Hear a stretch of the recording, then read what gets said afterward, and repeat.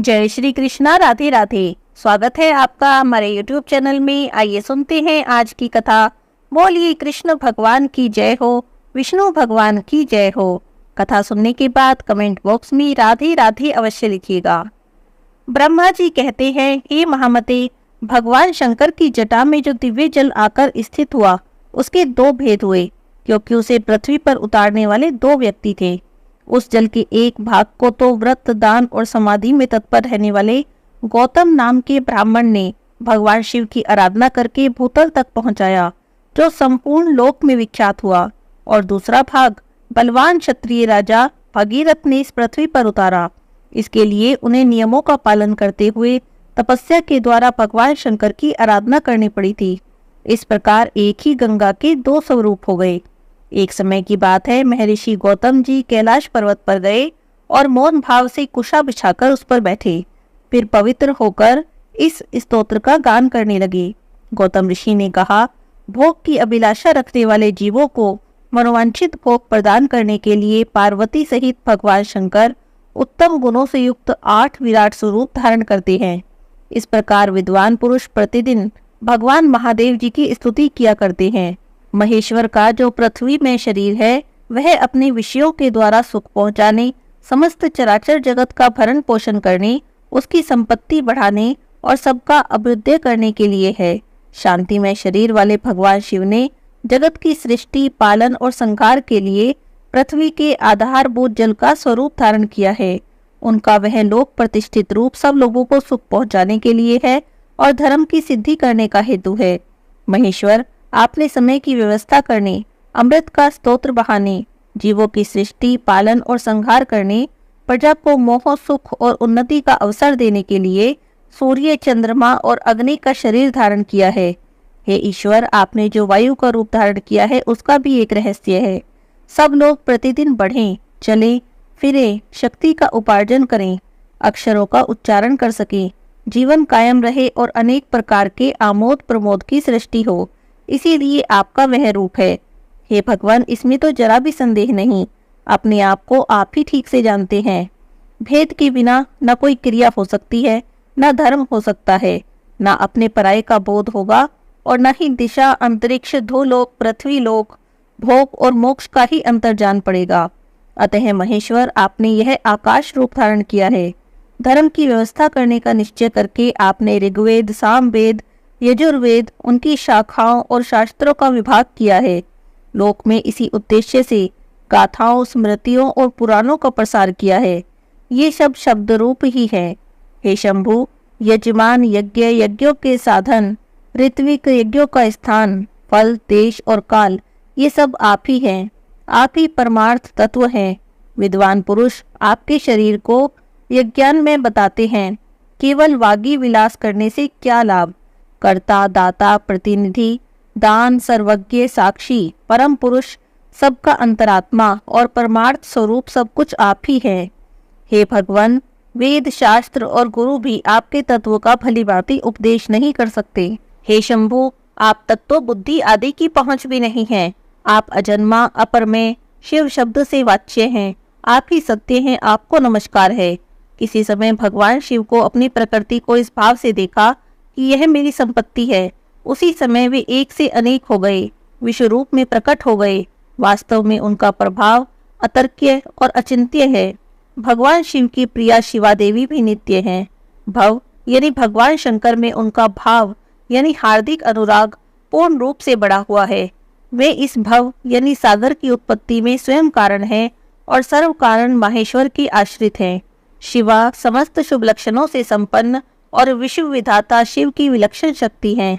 संसार की उत्पत्ति, स्थिति, अन्न की वृद्धि और लय, ये सनातन भाव जहाँ होते हैं वह एकमात्र पार्वती देवी का ही स्वरूप है। वे भगवान शंकर की प्राण वल्लभा है। उनके लिए तो कुछ भी असाध्य नहीं। समस्त जीव जिनके लिए अन्नदान देते हैं, तपस्या करते हैं, वे जगत जननी माता पार्वती ही हैं। उनकी कीर्ति बहुत बड़ी है। वे शिव की प्रिया हैं। इंद्र भी जिनकी कृपा दृष्टि चाहते हैं, जिनका नाम लेने मात्र से मंगल की प्राप्ति होती है, जो संपूर्ण विश्व में व्याप्त होकर इसे निर्मल बनाती हैं, वे भगवती उमा ही हैं। उनका रूप सदा चंद्रमा के समान मनोरम है, जिनके प्रसाद से ब्रह्मा आदि चराचर जीवों की बुद्धि, नेत्र, चेतना और मन में सदा सुख की प्राप्ति होती है। वे जगत गुरु शिव की सुंदर शक्ति शिवा वाणी की अधीश्वरी हैं। आज ब्रह्मा जी का मन भी मलिन हो रहा है, फिर अन्य जीवों की तो बात ही क्या। यह सोचकर जगत माता उमा ने अनेक उपाय से संपूर्ण जगत को पवित्र करने के लिए गंगा का अवतार धारण किया।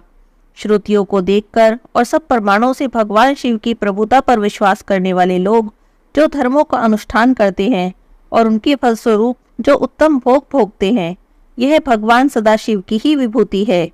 वैदिक और लौकिक कार्य, क्रियाकारक और साधनों का जो सबसे उत्तम और प्रिय साधन है, वह अनादिकर्ता शिव की प्राप्ति ही है, जो सर्वश्रेष्ठ ब्रह्म है, पर प्रधान है, सारभूत और उपासना के योग्य हैं, जिनका ध्यान और जिनकी प्राप्ति करके श्रेष्ठ योगी पुरुष मुक्त हो जाते हैं और पुनः संसार में जन्म नहीं लेते, वे भगवान उमापति ही मोक्ष हैं।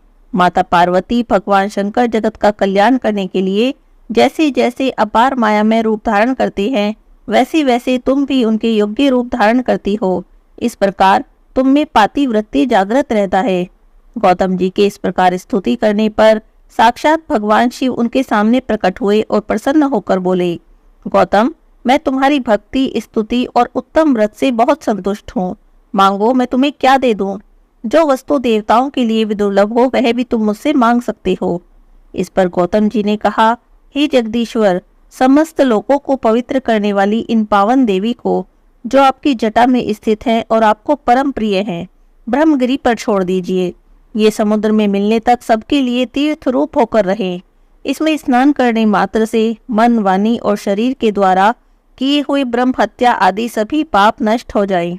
चंद्र ग्रहण, सूर्य ग्रहण, अयनारंभ, विषुव योग, संक्रांति, वैदिति योग आने पर अन्य पुण्य तीर्थों में स्नान करने से जो फल मिलता है, वह इनके स्मरण मात्र से प्राप्त हो जाए। ये समुद्र में पहुंचने तक जहाँ जहाँ भी जाएं, वहाँ वहाँ पर आप अवश्य रहें। यही श्रेष्ठ वर मुझे प्राप्त हो। इनके तट से 1 योजन से लेकर 10 योजन तक की दूरी के भीतर आए हुए महापातकी मनुष्य भी यदि स्नान किए बिना मृत्यु को प्राप्त हो जाएं, तो वे भी मुक्ति के भागी हों। ब्रह्मा जी कहते हैं, गौतम ऋषि की बातें सुनकर भगवान शंकर बोले, इससे बढ़कर दूसरा ना तो कोई तीर्थ हुआ है और ना होगा। यह बात सत्य है और सत्य है। वेदों में निश्चित की गई है कि गौतमी गंगा यानी गोदावरी सब तीर्थों से अधिक पवित्र है। और ऐसा कहकर वे अंतर्ध्यान हो गए। लोक पूजित भगवान शिव के चले जाने पर गौतम जी ने उनकी आज्ञा से जटा सहित सरिताओं में श्रेष्ठ गंगा जी को लेकर देवताओं से गिरकर ब्रह्मगिरि में प्रवेश किया। उस समय महाभाग महर्षि, ब्राह्मण और क्षत्रिय सभी आनंद मग्न होकर जय जयकार करते हुए ब्रह्म ऋषि गौतम जी की प्रशंसा कर रहे थे।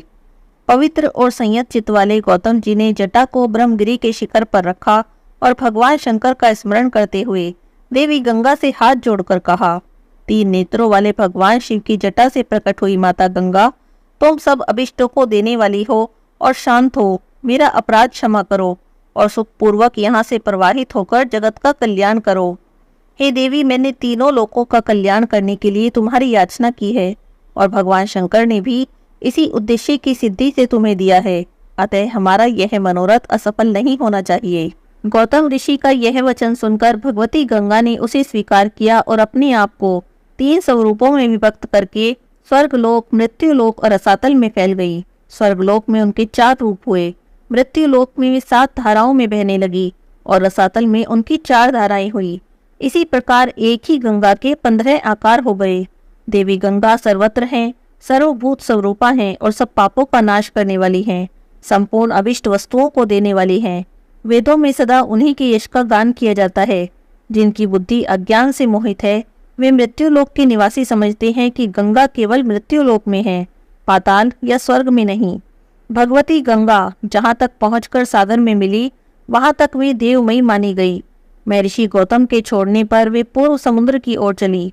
उस समय देवऋषियों के द्वारा सेवित कल्याणमयी जगन्माता गंगा की मुनि श्रेष्ठ गौतम ने परिक्रमा की। इसके बाद उन्होंने देवेश्वर भगवान त्र्यंबक का पूजन किया। उनके स्मरण करते ही करुणा सिंधु भगवान शिव वहां पर प्रकट हो गए। पूजा करके महर्षि गौतम ने कहा, हे देवों के देव महेश्वर, आप संपूर्ण लोकों के हित के लिए मुझे इस तीर्थ में स्नान करने की विधि बताए। तब भगवान शिव बोले, हे महर्षि, गोदावरी में स्नान करने की संपूर्ण विधि सुनो। पहले नांदी मुख श्राद्ध करके शरीर की शुद्धि करें, फिर ब्राह्मणों को भोजन कराएं और उनसे स्नान करने की आज्ञा लें। उसके बाद ब्रह्मचर्य का पालन करते हुए गोदावरी नदी में स्नान करने के लिए जाएं। उस समय पतित मनुष्यों के साथ वार्तालाप न करें। जिनके हाथ, पैर और मन भली भांति संयत में रहते हैं, वही तीर्थ का पूरा फल पाते हैं।